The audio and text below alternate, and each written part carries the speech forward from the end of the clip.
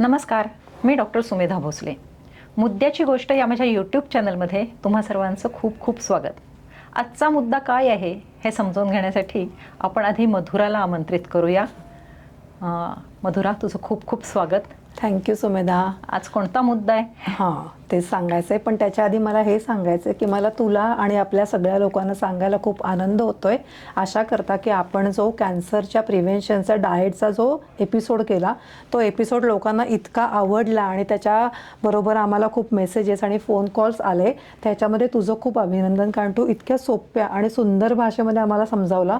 मी घरी जाऊन तो परत एकदा बघितला तर तो खूप आपला सुंदर झालाय, म्हणून मला ते अगदी पहिल्यांदा इथे मेन्शन करायचं होतं. छान मधुरा, तू असे छान छान प्रश्न विचारतेस लोकांच्या मनातले, त्यामुळे एक्सप्लेन करायला मजा येते आणि आपला अभ्यास सगळीकडे पोहोचतोय हे पाहून आपल्याला खरंच समाधान वाटतं. बरोबर आहे. आणि मेडिकल लँग्वेज तू आम्हाला खूप सोप्या भाषेत सांगते ना, त्यामुळे आम्हाला पण ती सहज म्हणजे कळून जाते असं होतं.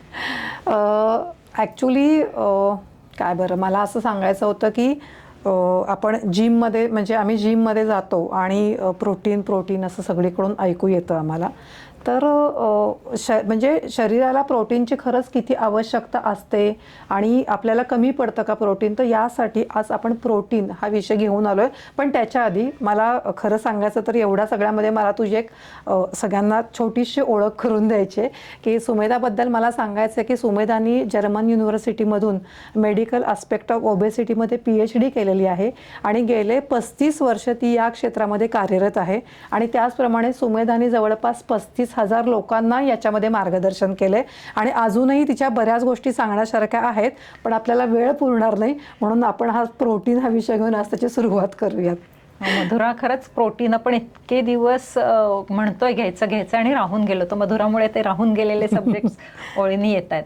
तर प्रोटीनबद्दल तुझ्या मनात काय काय शंका आहेत ते तुझ्या अगदी स्टाईलनी बेसिक पासून तो विचारतेस, त्यामुळेच मला वाटतं लोकांना ते छान समजतंय. तर तशा पद्धतीने तू विचार तुझे प्रश्न. हो, तर म्हणजे तेच तुला सांगायचं होतं की प्रोटीन शरीराला किती आवश्यक असतं हे आपल्याला कळत नसतं. आणि जेव्हा तुम्ही स्पेसिफिकली व्हेजिटेरियन असता तर तेव्हा सुद्धा त्याची मात्रा तुम्हाला कमी पडते का किंवा तुम्हाला ते मिळतं का, तर यासाठी आम्हाला प्रोटीनचं अगदी बेसिकपासून इन डिटेल सांग. आणि मुळात हे प्रोटीन म्हणजे काय असतं ते सांग सुरुवातीला.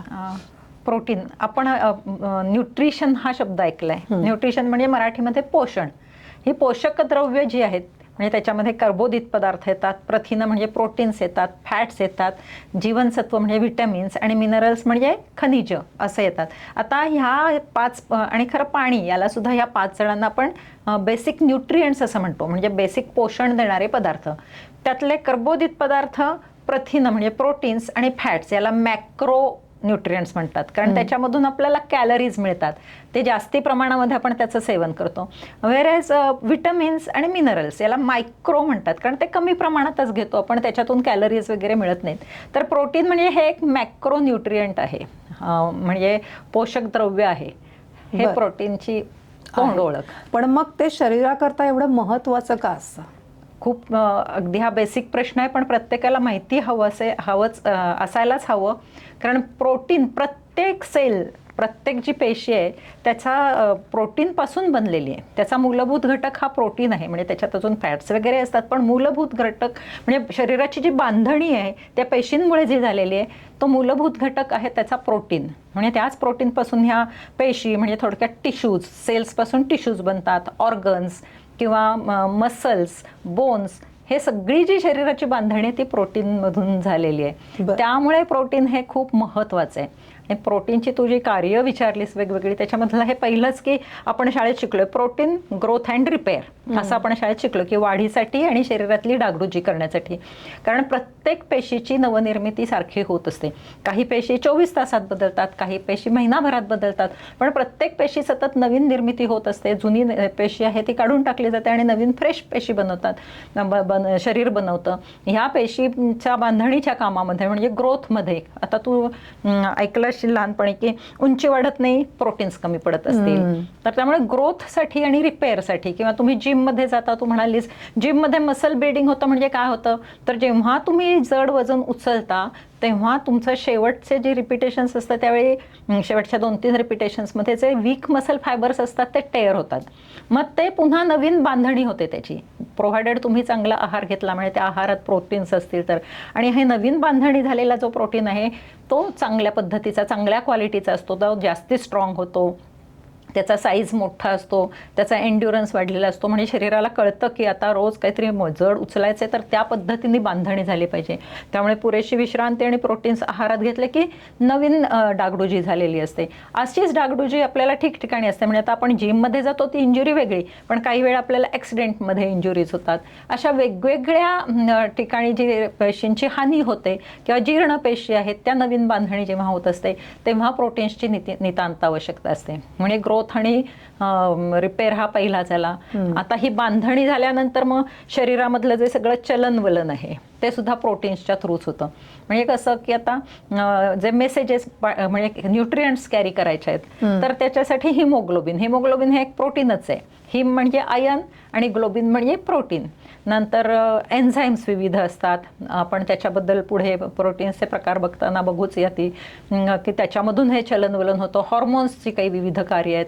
हे hormones, enzymes, haemoglobin, antibodies, immunity, ह्या सगळ्यांच्या पाठीशी हे प्रोटीन आहे. इतका त्या प्रोटीनचा रोल महत्त्वाचा आहे. साधी आपल्याला जखम झालेली असते, ती भरून येते, त्याला खपली धरते, त्याला फायब्रिनोजेन म्हणतात, तेही प्रोटीन आहे. म्हणजे शरीरात सगळं प्रोटीनच आहे. त्यामुळे शरीराला प्रोटीनची नितांत गरज आहे. म्हणजे तू म्हणतीस तसं प्रोटीननी सगळीच फंक्शन्स होतात.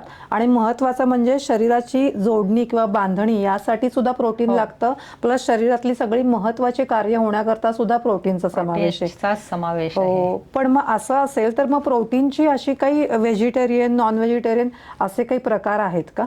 व्हेजिटेरियन आणि नॉन व्हेजिटेरियन हे सोर्सेस झाले, म्हणजे स्रोत झाले की ज्याच्यातून आपल्याला प्रोटीन्स मिळतात. पण आता तू प्रकार विचारलेस तर आता आपण जे पाहिले फंक्शन्स त्याच्यानुसार 7 महत्वाच्या प्रकारचे प्रोटीन्स असतात. आता पहिलं म्हणजे एन्झाईम्सचा धरूया आपण. एन्झाईम्स आपण पाहिले GLP, GIP किंवा आपण ऐकलं की पॅन्क्रियाटिक एन्झाईम्स जे असतात, अमायलेज, पेप्सिन. ह्या अमायलेजमुळं काय होतं, पचन होण्यास मदत होते. कर्बोदित पदार्थांची साखरे ग्लुकोजमध्ये रूपांतर होतं, ते अमायलेजमध्ये होतं. प्रोटीनचं अमिनो ॲसिड मध्ये रूपांतर होतं, ते पेप्सिनमुळे होतं. हे पेप्सिन किंवा अमायलेज हे सुद्धा प्रोटीन्सच आहेत. आता जर तुमच्या शरीरात प्रोटीन्स कमी असतील तर याची क्वालिटी कमी असते, मग तुम्हाला पचनाच्या तक्रारी येतात, गॅसेस होतात, ब्लोटिंग होतं, ते गट हेल्थ आपण म्हणतो ती बिघडते. किंवा GIP, GLP कमी असेल तर आपण पाहिलं की वजन कसं वाढतं. आणि मग आपण वरून औषधं घेणार, ओझेम्पिकचा जो आहे त्याच्यात आपण त्याचं कार्य समजावून सांगितलेलं आहे. अशी विविध प्रकारची जी एन्झाईम्स आहेत ती प्रोटीनचीच बनलेली आहेत. म्हणजे पहिला भाग आहे 7 मधला एन्झाईम्सचा. दुसरा आहे म्हणजे स्ट्रक्चरल. आता आपल्या स्किनमध्ये कोलॅजन नाही म्हणून आपले असे छान ठिकठिकाणी असे छान बांधली गेलेली आहे स्किन. किंवा आपण बोन्स सुद्धा जी आहेत शरीरात, आपण शिकलेलो असतो की बोन्स आहेत ही कॅल्शियमची आणि फॉस्फरसची आहेत, पण ती कोलॅजनने एकत्र बांधली जातात. म्हणजे तिथेही प्रोटीनचा रोल महत्त्वाचा आहे. किंवा केरॅटिन, केसांचं आणि नखांचं जे आहे की प्रोटीन्स कमी पडली की नख ब्रिटल होतात किंवा तुटतात किंवा केस असे निस्तेज दिसतात, केसांवर ग्लो राहत नाही किंवा केसांची गळती सुरू होते, मग प्रोटीन घ्या असं सांगतात. स्किनमध्ये डोळ्याच्या भोवती डार्क सर्कल्स येतात. म्हणजे स्किन, फक्त स्किन आणि हेअर असं नाही तर सगळ्याच बांधणीसाठी बोनपासून मसलपासून कोलॅजनचा रोल अतिशय महत्त्वाचा आहे. ते एक प्रकारचं तेही प्रोटीनच आहे. मग तिसरं हॉर्मोनल आलं. आता प्रोटीनची कमतरता असेल तर हॉर्मोन्सच्या फंक्शनमध्ये सुद्धा बाधा येते. मग हायपोथायरॉइडिझम असेल तर आपल्याला माहिती आहे केवढे मोठे प्रॉब्लेम्स येतात थायरॉइडच्या कार्यामध्ये. इन्शुलिन कमी असेल तर इन्शुलिन सेन्सिटिव्हिटी, म्हणजे इन्शुलिन सुद्धा शेवटी हॉर्मोन्स सगळे प्रोटीनचीच आहेत. मग इन्शुलिन सेन्सिटिव्हिटी कमी होते, इन्शुलिन रेझिस्टन्स होतो. म्हणजे डायबेटिसच्या मुळाशी, फॅटी लिव्हरच्या मुळाशी, इव्हन ओबेसिटीच्या मुळाशी सुद्धा किंवा कोलेस्ट्रॉल जास्ती असणं, हे सगळे जे लाईफस्टाईल डिसऑर्डर आहेत त्याच्यामध्ये प्रोटीनची डेफिशियन्सीज आहे. म्हणजे लाईफस्टाईल डिसऑर्डरचा ह्याच्याशीही संबंध आहे. तुमच्या फक्त लाईफस्टाईल इम्प्रूव्ह करण्याशी नाही. आता लाईफस्टाईल इम्प्रूव्ह करताना अर्थातच आपण प्रोटीनचं योग्य प्रमाणात घेतो, सेवन केलं पाहिजे असं इन्सिस्ट करतो. पण असा हा तिसरा प्रकार झाला. चौथा अँटीबॉडीज. आपल्याला जेव्हा बॅक्टेरियल इन्फेक्शन होतं तेव्हा शरीराची अशी यंत्रणा असते की अँटीबॉडीज तयार होतात की ते बॅक्टेरियाला फाईट करतात. त्या अँटीबॉडीज तयार करणारे सुद्धा प्रोटीन्सच असतात. तसंच इम्युनिटी, लिली जोशींचं मी नेहमी सांगते त्यांचा इम्युनिटीचा व्हिडिओ जरूर बघा. तर तो इम्युनिटीचा ह्याच्यामध्ये त्यांनी सांगितलेलं आहे, तर इम्युनोग्लोब्युलिन सारखी काही आपल्या शरीरामध्ये प्रोटीन्स असतात, त्याच्यामुळे म्हणजे ते सुद्धा इम्युनिटी वाढवणारी प्रोटीन्स आहेत. त्यानंतर हिमोग्लोबिन, आपलं मी मगाशी म्हटलं तसं हिम आणि ग्लोबिन. हिमोग्लोबिनमुळे काय होतं की ऑक्सिजन कॅरी केला जातो प्लेटलेट्समधून, हिमोग्लोबिन्समधून रक्तातून प्रत्येक पेशीपर्यंत न्यूट्रिएंट्स आणि ऑक्सिजन्स नेले जातात. म्हणजे हे ट्रान्सफर करण्याचं हे काम प्रोटीन्सच्या तर्फेच होतं. नंतर आपलं जे मसल कॉन्ट्रॅक्शन होतं, रिलॅक्सेशन होतं. आपण प्रत्येक ॲक्शनमध्ये बसताना आपण काही मसल्स कॉन्ट्रॅक्ट करतो, उठताना काही एक्सटेंड करतो, ते ॲक्टिन, मायोसिन ही सुद्धा प्रोटीन्सच आहेत. हे अशी 7 प्रकारची महत्त्वाची प्रोटीन्स आहेत. पुन्हा मग असे मी सांगितलं त्याप्रमाणे फायब्रिनोजिन खपली येणं, आतली डागडुजी होणं, असंख्य प्रकारचे प्रोटीन आहेत. प्रोटीनची 100 महत्त्वाची कार्य आहेत. आणि तुम्हाला सगळ्यांना मला आवर्जून सांगायचं की 70% लोकांमध्ये प्रोटीनची डेफिशियन्सी आहे. आणि त्याच्यामध्ये ॲफ्ल्युएंट क्लास सुद्धा आहे. म्हणजे गरीब आहेत म्हणून त्यांना मिळत नाही अशातला नाही, की आपल्या खाण्यापिण्याच्या सवयी इतक्या चुकीच्या आहेत की त्याच्यामुळे आपल्याला पुरेशी प्रोटीन मिळत नाहीत. आणि त्यामुळे ना शरीराची बांधणी ठीक होत, ना शरीरातलं चलनवलन, आत्ता तुम्ही सगळं ऐकलं, चलनवलन ते ठीक राहतं, ना कुठली कार्य हार्मोन्सची चांगली होत, ना चेहऱ्यावर तेज राहत, ना केसांवर राहत.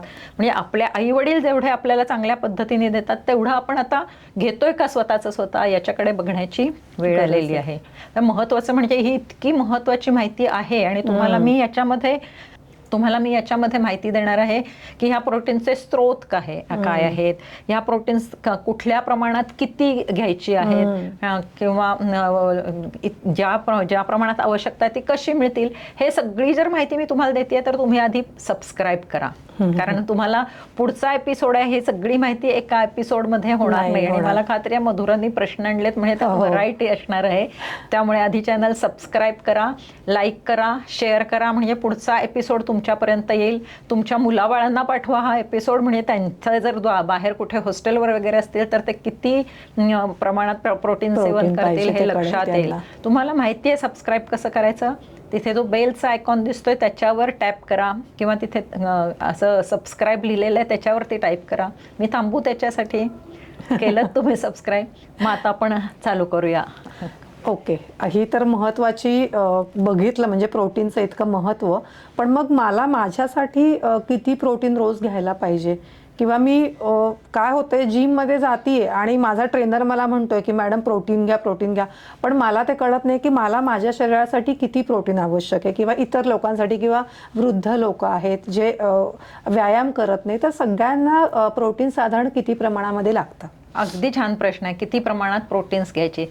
पहिलं म्हणजे तुमच्या वजनाप्रमाणे, तुमच्या उंचीप्रमाणे तुमचं वजन किती आहे हे बघायचं. जर ते किती असायला हवं हे माहिती करून घ्या. आता तुझं वजन 55 आहे, म्हणजे तुझं परफेक्ट आहे की तुझ्या उंचीला तुझं वजन परफेक्ट आहे, त्यामुळे तुला 55 ग्रॅम प्रोटीनची आवश्यकता आहे. ते सुद्धा का? तर कारण तू थोडाफार व्यायाम करतेस. थोडाफार म्हणजे तुला असं वाटत असेल मी अशी थोडाफार का म्हणतेस, तू जो करतेस त्याच्यामध्ये हेवी वेट्स वगैरे असं काही नाहीये. 1 तास जिम मध्ये जाऊन जनरल फिटनेस ओरिएंटेड तुझं आहे, त्याचे तुला फायदे मिळत आहेत, तुझं फॅट पर्सेंटेज कंट्रोल राहत आहे, BMR आहे. पण मग तुझ्या उंचीच्या प्रमाणामध्ये तुझं 55 किलो वजन आहे, तर 55 ग्रॅम प्रोटीन्स तुला जास्तीत जास्त गरज असेल. आता तुझीच 55 किलो वजनाची तुझ्याच उंचीची दुसरी मुलगी आहे, ती अजिबात जिम करत नाहीये, ती फक्त ऑफिसला जाते येते, व्यवस्थित दिवसभर बिझी असते, किंवा काहीतरी तिची सेडेंटरी लाईफस्टाईल आहे, तर तिने 75% घेतलं तरी चालेल 55च्या, म्हणजे साधारण एक 10-12 ग्रॅम कमी घेतलं तरी चालेल.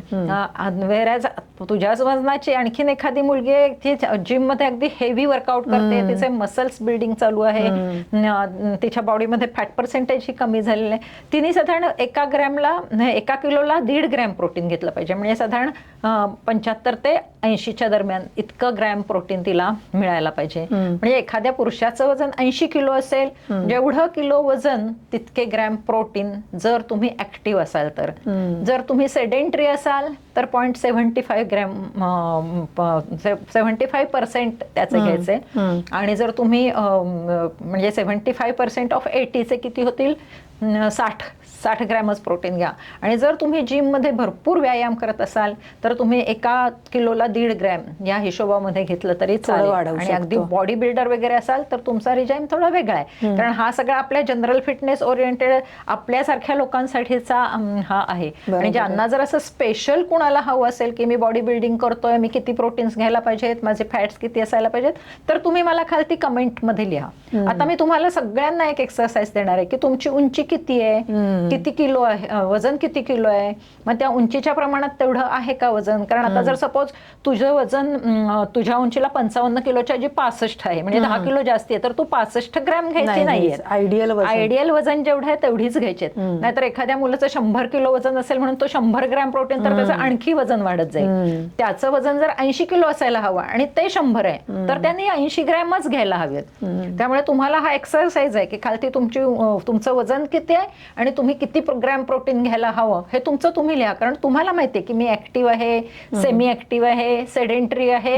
कारण अगदी आदर्श वजन असणारी लोक सुद्धा सेडेंटरी असतात, तर त्यांना किती ग्रॅमची प्रोटीन आहे, मग त्यांना थोडी कमी लागतात जर हालचालच नाही. आता तू मगाशी विचारलं वृद्ध लोकांना, तर ते मात्र महत्वाचं आहे. कारण वृद्धपणी कसं होतं की प्रोटीन्सची कमतरता होते, प्रोटीन्स शरीराकडून वापरले जात नाहीत आणि मग त्यामुळे शरीरातला मसल लॉस आपोआप होतो. दोन्ही कारण आहेत, मसल लॉस होतो म्हणून प्रोटीन वापरले जात नाहीत आणि प्रोटीन नाहीत म्हणून मसल लॉस होतो. तू असं पाहिलं असशील की बऱ्याच स्त्रिया असतात की त्यांचे साधारण 60 नंतर दंड असे जेली सारखे इथे हलत असतात, कारण मसल्स गेलेले असतात. मांड्यांवरती सुद्धा असं जेली सारखे झालेले असतात, असं टाईटनेस नाही, कारण मसल लॉस झालेला आहे. साधारण वयाच्या 40 नंतरच हळूहळू मसल लॉस होतो, 50 नंतर तो जास्ती होतो, 60 नंतर तो आणखी जास्ती होतो. आणि जेव्हा हा मसल लॉस असा वाढत जातो तुमचा, तेव्हा हातापायात शक्ती राहत नाही, थोडंसं चाललं तरी थकवा येतो. किंवा काही बेड रिडन पेशंट्स असतात, त्यांच्या बाबतीमध्ये थोडंसं प्रोटीन आपण त्यांनी जास्ती घ्यावं असं सजेस्ट करतो. अशा पद्धतीने तुमच्या उंचीनुसार, तुमच्या ऍक्टिव्हिटीनुसार, तुमच्या वयानुसार, लहान मुलांची उंची वाढत नाहीये, ग्रोथ कमी आहे, त्यावेळी तुम्ही डायटिशियनला विचारून किंवा तुमच्या मताने सुद्धा प्रोटीन्स वाढवल्यामुळे अपाय काही होणार नाही. कारण त्यांनी कमी उंची आणि कमी वाढ आहे तर तेच तर प्रोटीनचं कार्य आहे, तर त्यांना जास्ती प्रमाणात प्रोटीन्स द्यायचे आहेत. ओके. पण मग मला असं विचारायचं होतं की म्हणजे मला प्रोटीन तर पाहिजे, पण बिईंग ॲज व्हेजिटेरियन मी जे ऐकलं की व्हेजिटेरियन लोकांना प्रोटीन तेवढ्या प्रमाणामध्ये मिळत नाही, तर मग असे प्रोटीनचे व्हेजिटेरियन लोकांसाठी कुठले स्रोत आहेत ज्याच्यामधून त्यांना प्रोटीन पुरेसं मिळेल? प्रोटीन बरोबर बोलतेस तू की व्हेजिटेरियन फूडमधून पुरेशी प्रोटीन्स मिळत नाहीत. त्याचं म्हणजे त्याचं एक्सप्लेनेशन सांगते की प्रोटीनचं जेव्हा डायजेशन होतं, पचन होतं, तेव्हा त्याचं अॅमिनो ॲसिडमध्ये रूपांतर होतं. आता ही अॅमिनो ॲसिड्स 20 प्रकारचे आहेत. मग अशी आपण 7 महत्त्वाचे प्रोटीनचे प्रकार पाहिले, त्याच्यात सुद्धा एक दोन म्हणजे ॲक्टिन, मायोसिन किंवा अमायलेज आणि पेप्सिन अशी म्हणजे 2-3 अशी भरपूर प्रकारची प्रोटीन्स आहेत. त्यातली जी 20 प्रकारची जी अॅमिनो ॲसिड्स आहेत त्यातली 9 अमिनो ऍसिड्स आहेत ती शरीरामध्ये व्हेजिटेरियन डाएट असणाऱ्यांच्या सिंथेसाइज होत नाहीत आणि मग त्यांना त्याची कमतरता भासते. अर्थात त्याचंही मी तुम्हाला शास्त्र सांगणार आहे की कशा पद्धतीने घेतलं की आपल्याला ती कमतरता भरून काढता येईल. ते पुढे आपण त्याच्यावरती बोलूया. म्हणजे व्हेजिटेरियन आहेत म्हणजे तुम्हाला मिळणारच नाहीत असं नाही. व्हेजिटेरियन असलं तरी कशी मिळवता येतात तेही आपण शिकणार आहोत. आणि नॉन व्हेजिटेरियन आहात म्हणून सगळं तुम्हाला मिळणार आहे असंही नाही. जर तुमच्या कुकिंगमध्ये काही चुका होत असतील तर तुम्हाला ती प्रोटीन्स मिळू शकणार नाहीत. आणि ही essential fatty acid essential amino acids आणि नॉन इसेन्शियल अमिनो ऍसिड्स म्हणतात. ती इसेन्शियल 9 अमिनो ऍसिड्स व्हेजिटेरियन प्रोटीन्समध्ये मिळत नाहीत. म्हणून नॉनव्हेजला परिपूर्ण, कारण नॉनव्हेजवाल्यांना ती मिळतात म्हणून म्हणतात. पण मी आता सांगितलं त्याप्रमाणे घाबरून जायचं काही कारण नाही किंवा त्याच्यासाठी प्रोटीन पावडर घेण्याची गरज नाही.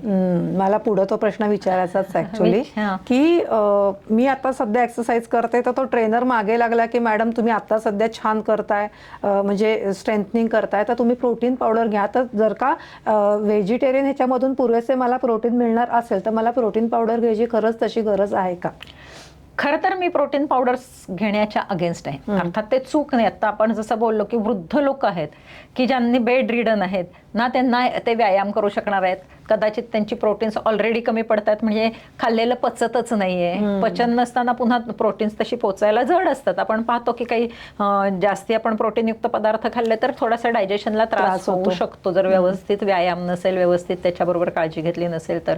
ती काय काळजी घ्यायची तेही आपण डिस्कस करू. पण अशा लोकांना तुम्ही प्रोटीन पावडर द्या, पण अदरवाईज प्रोटीन पावडर घेण्याची नॉर्मल व्यक्तीला काहीही गरज नाही. किंवा मी मगाशी म्हटलं तसं बॉडी बिल्डर आहे आणि त्याला सपोज त्याचं 100 किलो वजन आहे आणि त्याचं उद्या कुठेतरी बॉडी शो, उद्या म्हणजे काही पुढच्या महिन्यामध्ये आहे आणि त्याला आणखीन साईज मोठा करायचा आहे, तर त्या दृष्टीने ती प्रोटीन्स बनवली आहेत. म्हणजे आता मसल बिल्डिंगसाठी क्रिएटिनिन नावाचा हे अमिनो ऍसिड महत्वाचं आहे, म्हणून त्या ह्याच्यामध्ये जास्ती क्रिएटिनिन असतं आणि तुम्ही एक स्कूप घेतला की तुम्हाला काहीतरी 20 ग्रॅम प्रोटीन्स मिळतात. त्यामुळे लोकांना वाटतं हे फटकन आपल्याला मिळून जाईल, पण ही प्रोटीन्स ना प्री डायजेस्टेड असतात, म्हणजे अमिनो ऍसिडच्या स्वरूपातच आहेत. आता तू म्हणशील प्री डायजेस्टेड असलं म्हणून त्यांनी काय बिघडलं, म्हणजे जसं की तुम्ही फुलका खाऊन त्याचं पचन झालं की मग तुम्हाला ग्लुकोज मिळतं आणि हे असं मिळणं योग्य आहे. जर तुम्ही म्हणालात मला कशाला फुलका खात बसू, त्याच्यापेक्षा मी 2 चमचे ग्लुकोज पावडरच घेते, त्याच्यातून रेडीमेड मिळेल, तर ते जसं घातक आहे. रेडीमेड मिळालं की तुमच्या पचनक्रियेवर काहीच ताण नाही. बरोबर. तसं प्रोटीनच्या घ्यायच्या जे अमिनो ऍसिड्स तुम्ही घेतल्यात तर तुमच्या पचनाची जी क्रिया आहे तिला काहीच काम उरणार नाही, त्यामुळे त्याची एफिशियन्सी कमी होईल. त्याच्यामुळे पुन्हा 4 कॅलरीजही त्याच्यामध्ये वापरल्या जातात. नाही रेडीमेड मी शुगर घेतली तर ती रेडीमेडली मिळाली, पण फुलक्याची शुगर करण्यासाठी काहीतरी मेटाबॉलिझमची आवश्यकता असते. तो मेटाबॉलिझम रेट असतो आपला, तोही कमी होईल जर आपण रेडीमेड खात राहिलो तर. त्यामुळे रेडीली अवेलेबल डब्यातलं पाकिटातलं असं काही नको. आपल्याकडे इतके प्रोटीन सोर्स आहेत, म्हणजे तुम्ही अजिबात काळजी करू नका. आज आपण त्याबद्दल डिस्कस करणार आहोत की कोणते प्रोटीन सोर्स आहेत, ते कसे वापरायचे आहेत, कशातून जास्तीत जास्त मिळणार आहे. त्यामुळे प्रोटीन पावडर घेण्याची गरज नाही. आणि इतकं दुर्दैवाने तू म्हणालीस ना इन्स्ट्रक्टर, त्याच्यामध्ये कसं आहे, खरं तर अशी शेक्स ही हल्ली निघालेली आहेत, हल्ली म्हणजे बरेच दिवस निघालेले आहेत की तुम्ही प्रोटीन पावडरचं ते शेक घ्या आणि त्या मील रिप्लेस करा आणि मग तुमचं वजन कमी होईल. त्याच्या ऐवजी जर तुम्ही ते घेतलं तर वजन कमी होतंही, पुन्हा ते थांबवलं की वजन वाढतंच. तसंच मसल बिल्डिंग सुद्धा होतंही, पण पुन्हा थांबवली की ते पुन्हा मसल्स तुमचे, कारण तेवढ्या पद्धतीचं न्यूट्रिशन नंतर मिळत नाही. आणि हे किती वर्षानुवर्ष आयुष्यभर घेणार आहात का? जिम इन्स्ट्रक्टर सांगतात हो घ्या तुम्ही, त्याच्यासाठी करा. म्हणजे अक्षरशः मी पाहिलेलं आहे की अगदी ऑर्डिनरी माझ्याकडे येणाऱ्या एक कामाला येणाऱ्या बाई होत्या क्लबमध्ये, त्यांचा कोणतरी रिलेटिव्ह की जो अगदी ऑर्डिनरी आहे, पण तो सुद्धा आईला सांगायचा की मला एवढे अमुक हजारातले पैसे हवेत, कारण ते मला प्रोटीन पावडर हवे, मला बॉडी बिल्डिंग करायचंय, मला करिअर करायचंय, माझ्या इन्स्ट्रक्टरनी सांगितलंय. आणि त्यांचं मार्केटिंग इतकं इफेक्टिव्ह असतं की आपल्याला वाटतं हा ते घेतलं की आपले होणारच आहेत मसल्स. आता त्याच्यातून जास्ती घेतलं गेलं आणि ऍक्टिव्हिटी कमी पडल्या तर त्याचंही रूपांतर शेवटी फॅट्स मध्येच होतं, कारण शरीरामध्ये जे जे काही जास्ती घ्याल त्याचं सगळ्यांचं रूपांतर चरबीमध्ये होतं आणि मग ती चरबी इकडे तिकडे तुमच्या पसरते. हा एक वेगळा आहे. आणि दुसरी गोष्ट म्हणजे या एक्स्ट्रा प्रोटीनचं जेव्हा डायजेशन म्हणजे एक्सक्रिशन होतं, ते एक्सक्रिशन किडनीमधून होतं, म्हणजे युरियाच्या स्वरूपात. ते काय डायजेस्टिव्ह सिस्टीम मधून स्टूल्स मधलं टाकलं जातं, ते किडनीमधून, म्हणजे किडनीवर त्याचा इफेक्ट होतो. ज्यांना म्हणजे म्हटलं की ह्या 2 कॅटेगरीज आहेत की ज्यांना एक्स्ट्रा ऑर्डिनरी बॉडी बिल्डिंग करायचंय त्यांनी ते सुद्धा होतं. आता त्याबद्दल सुद्धा मला सांगायला आवडेल, माझ्याकडे एक समीर नावाचा इन्स्ट्रक्टर होता आणि त्यांनी म्हणजे कधी नॉनव्हेज सुद्धा नाही खाल्लं, व्हेज डाएट खाऊन त्यांनी इतकं सुंदर बॉडी बिल्डिंग केलेलं होतं, अप्रतिम छान होतं. आणि वयाच्या साधारण त्यांनी 18व्या वर्षापासून 22व्या वर्षापर्यंत केलं असेल आणि मस्त त्याचे म्हणजे हे प्रोटीन पावडर घेणाऱ्यांपेक्षा त्याचे कट्स छान होते. किंवा मी नेहमी परवा दिवशी स्टेटसच्या समोर रस्ता खणण्याचं काम चाललं होतं आणि तो कुदळ मारत होता माणूस आणि तो सहज उभा राहिला. मी खिडकीतून पाहिलं तर त्याचे 6 पॅक्स दिसले. तो कुठं प्रोटीन पावडर घेत असेल. किंवा परवा अतुल बिनीवालेंचा, डॉक्टर अतुल बिनीवालेंचा जो व्हिडिओ झाला ते सुद्धा म्हणाले भीम किंवा हनुमान काही प्रोटीन पावडर घेत नव्हते. किंवा सिंहगडवर कधी गेलीस तू, आपल्या समोर त्या कातकरी बायका अशा टप टप टप टप चढतात, त्यांच्या डोक्यावर भार असतो, त्यांचे काफ असे मस्त झालेले असतात. तुम्हाला जर मसल्स चांगले करायचे असतील तर प्रॉपर एक्सरसाइज करायला हवा आणि त्याच्याबरोबर तुम्हाला तुमच्या आहारातून जी प्रोटीन्स मिळतात ती कशी घ्यायची याचं नॅचरल घ्यायला हवं. प्रोटीन पावडर घेण्याची आवश्यकता नाही. तरीही मी त्याच्या विरुद्ध नाही आहे, कारण काही आत्ता सांगितलं जसं वृद्ध लोकांमध्ये, बेडरिडन लोकांमध्ये त्याची आवश्यकता असते. पण मग आता हे तर तुझ्याकडून कळते की प्रोटीन पावडर न घेता फक्त व्हेज सोर्सेसमधून आपल्याला मिळतं, ते तर आपण आता सोर्सेस बघूयात.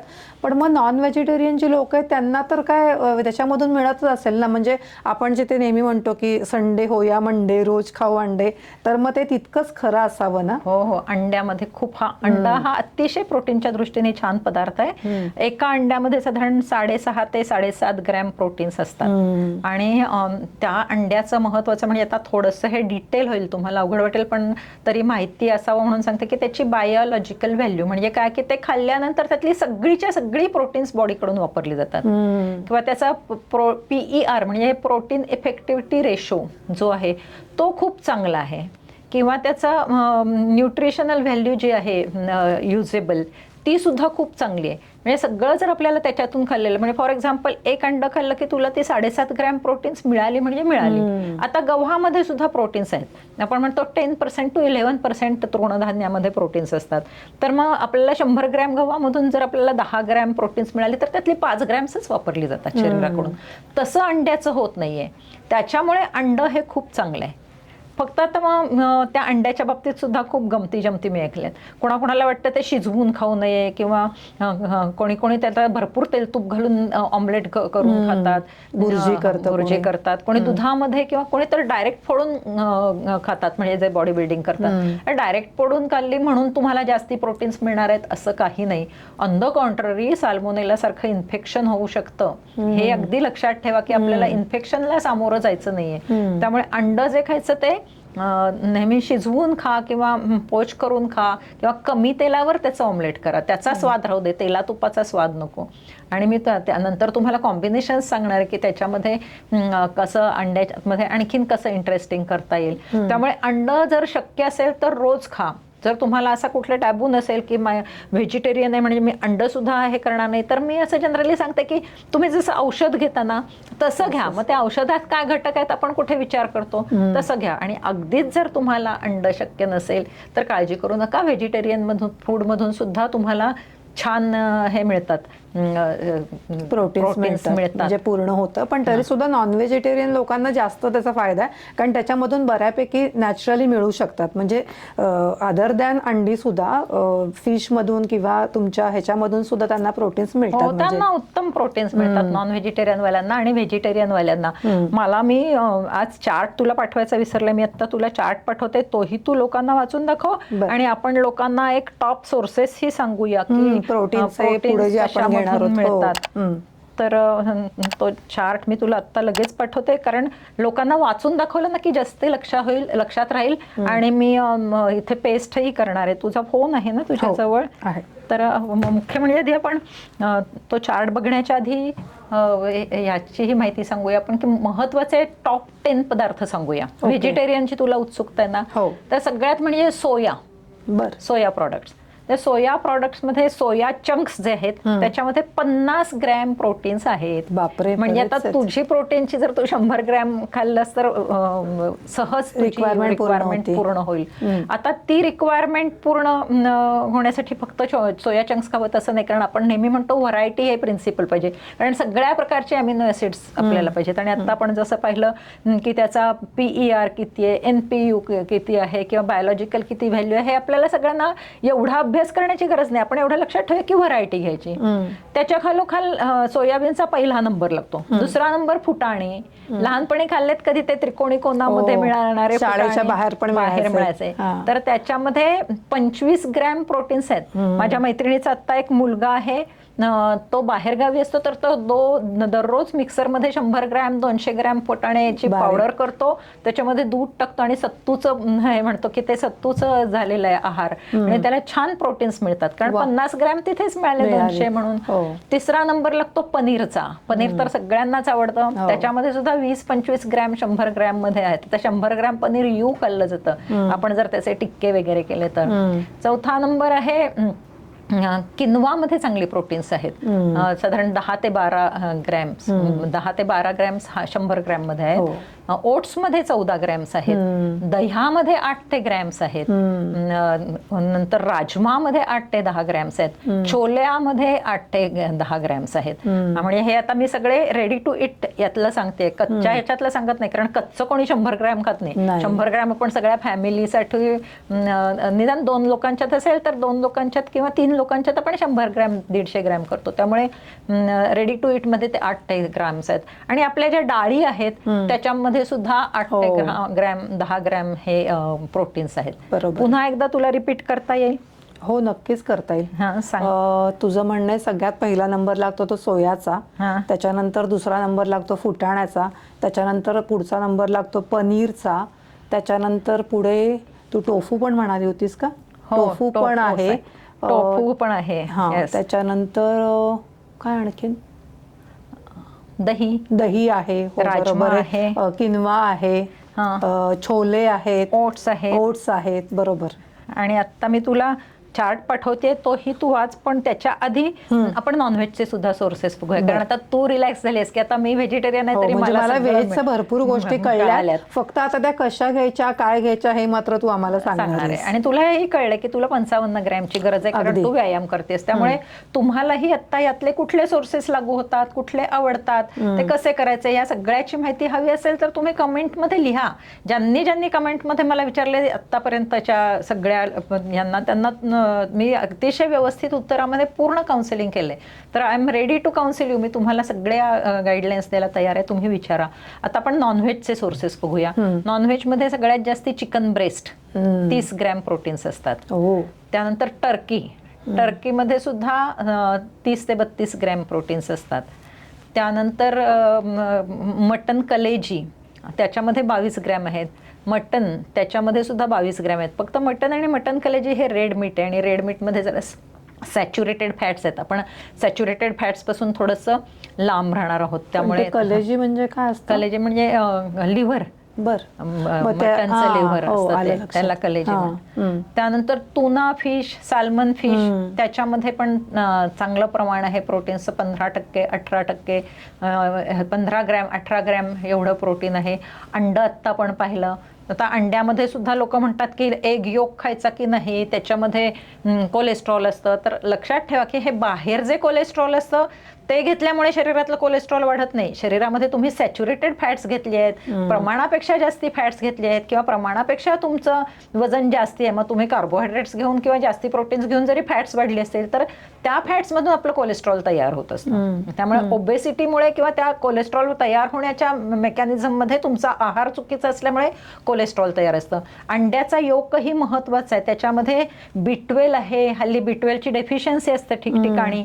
D3 आहे, त्याची डेफिशियन्सी असते. आणि आपण 100 ग्रॅम मध्ये बघतोय म्हणून त्याच्यात मी 14% सांगते, कारण साधारण 2 अंडी 100 ग्रॅम मध्ये बसतील, म्हणून 14 ग्रॅम प्रोटीन्स त्याच्यामध्ये आहेत. मग फिश मध्ये आहे, चिकन मध्ये आहे. चिकन मध्ये आणि बाकीच्या फिश मध्ये सुद्धा 12% 13% आहेत. पण साल्मन टुना फिश मध्ये जास्ती आहे आणि चिकन ब्रेस्ट मध्ये जास्ती प्रमाण आहे. म्हणजे आता तुम्हाला हे 10 टॉप सोर्सेस समजलेले आहेत.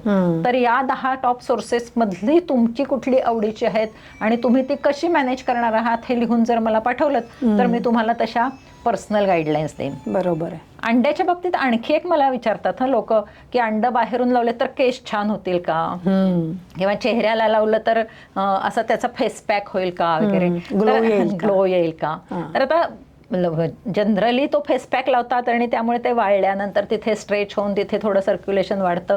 पण त्याच्या पलीकडे ते काही स्किन मधून ऍब्सॉर्ब होऊन तुम्हाला पोषणामध्ये ते जाणार नाहीये. त्याचं ठराविक भागामध्येच, स्किनच्या खालच्या थोड्या लेअरमध्येच त्याचं ऍब्सॉर्प्शन होतं. आणि केसांना लावल्यावर केस मऊ वगैरे होतात कंडिशनर म्हणून, पण तिथून ऍब्सॉर्ब होऊन तुमचे केस गळती थांबणार आहे असं काही होणार नाहीये. त्यामुळे तुमच्या आहारातच तुम्ही हे पदार्थ घ्यायला हवेत. त्यामुळे मला असं वाटतं की तू आता तो एकदा चार्ट वाचून दाखव त्याच्यामध्ये, कारण सगळ्या ह्याचे प्रोटीनचे सोर्सेस आणखीन काही दिलेले आहेत की आता आपण फक्त टॉप 10 पाहिलेत, त्याच्यामध्ये बाकीचे सगळे दिलेत. आणि त्यामधून लोकांना त्याच्यात कंसात मी ग्रॅम्स पण लिहिलेले आहेत आणि पाठीमागे आपण पोस्ट पण करणार आहोत ते. बरोबर आहे.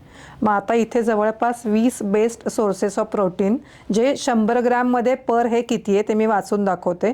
सो पहिला आहे सोयाबीन, ज्याच्यामध्ये 42 ग्रॅम्स आहेत. आणि सोया चंक्स मध्ये 50 ग्रॅम्स आपण आता बरोबर बघितलं.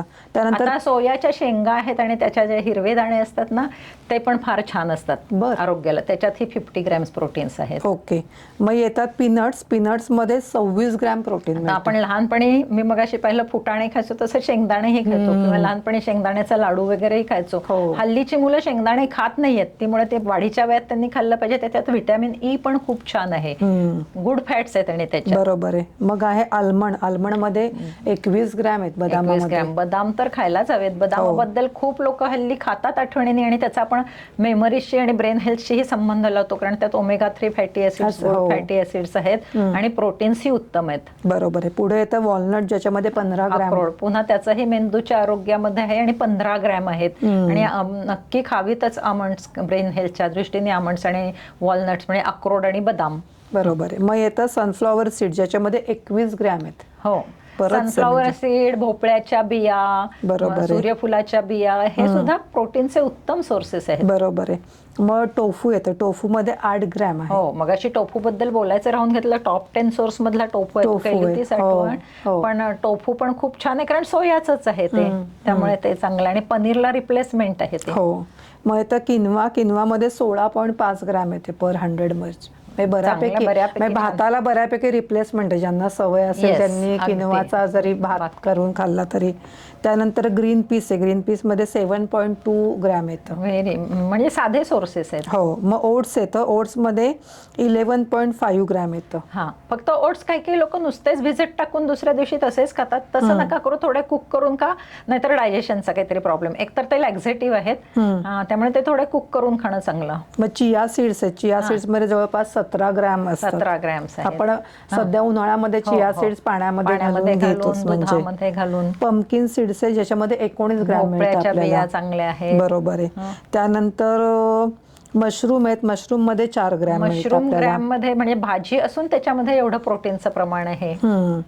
त्याच्यानंतर ग्रेन्स मध्ये 7 ते 15 ग्रॅम, सगळ्या प्रकारची ग्रेन्स, ज्याच्यामध्ये 7 ते 15 ग्रॅम पर्यंत. मला आवर्जून सांगायचं की मिलेटचा व्हिडिओ पाहिला नसाल तर पहा. मिलेट मध्ये जास्ती प्रकारची प्रोटीन्स आहेत, ती शरीराला जास्ती युजफुल आणि शरीराकडून त्याची बायोलॉजिकल व्हॅल्यू जास्ती चांगली आहे. त्यामुळे मिलेट चाही आपल्याला वापर करायचा आहे. बरोबर आहे. मग हे केशव नट म्हणून आहे, ज्याच्यामध्ये 18 ग्रॅम मिळतं. कॅश्यू नट आहे. मी तेच म्हणलं. ओके. कॅश्यूनट मधून 18 ग्रॅम मिळते. ओके. त्याच्यानंतर फ्लॅक्स सीड आहेत, ज्याच्यामध्ये 18 ग्रॅम मिळते. फ्लॅक्स सीड्स तर आपल्याला ओमेगा 3 फॅटी ऍसिड्स आहेत, तर हार्टच्या याच्यासाठी चांगलं आहे. अक्रोड, बदाम, जवस, हे जे नॉनव्हेज लोकांना ज्यांना फॅटी फिश घेता येत नाही त्यांना हे रिप्लेस होईल, आणि प्रोटीन ही भरपूर मिळते त्याच्यातून. बरोबर आहे. मग तुमचे पिस्ता आहेत, त्याच्यामधून 21.35 ग्रॅम मिळतात. सगळे ड्रायफ्रुटचे सोर्सेस आहेत, ते प्रोटीन रिचच आहेत. पनीर आहे, पनीर मधून 18 ग्रॅम तुम्हाला मिळतं, जे आपण म्हणलो ते.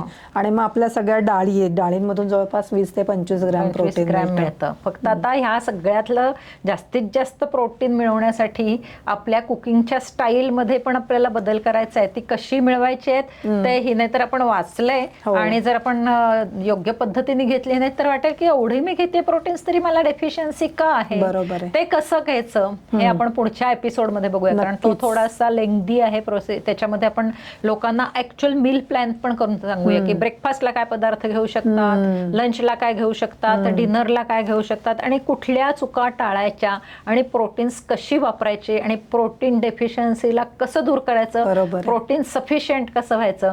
त्यामुळे तुम्ही पुढचा एपिसोड नक्की बघा. त्याच्यासाठी आधी चॅनल सबस्क्राईब करा, तरच तो तुमच्याकडे वेळेवर पोहोचणार आहे. आणि मुख्य म्हणजे कमेंटमध्ये तुमचे प्रश्न विचारा, म्हणजे पुढच्या एपिसोडमध्ये मला तुम्हाला त्याची उत्तरं देता येतील आणि तुम्हाला कळेल की नक्की आपण काय करायचंय. तर मधुरा, खूप खूप धन्यवाद. खूप छान प्रश्न विचारलेस, नेहमीप्रमाणे लोकांना उपयुक्त आहेत, आणि तुमचे सुद्धा खूप खूप आभार. थँक्यू सुमेधा.